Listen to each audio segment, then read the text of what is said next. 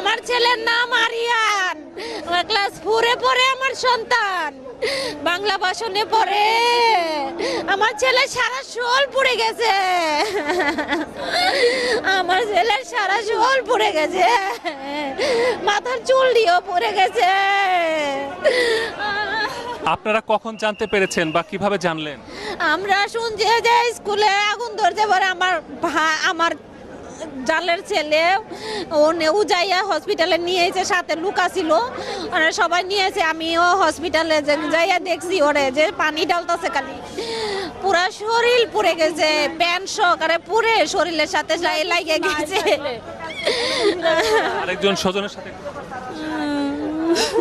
কি বলবো, দোয়া করেন সবাই যাতে আমাদের ছেলে সুস্থ হয়। বলার মতো ভাষা নেই আমাদের।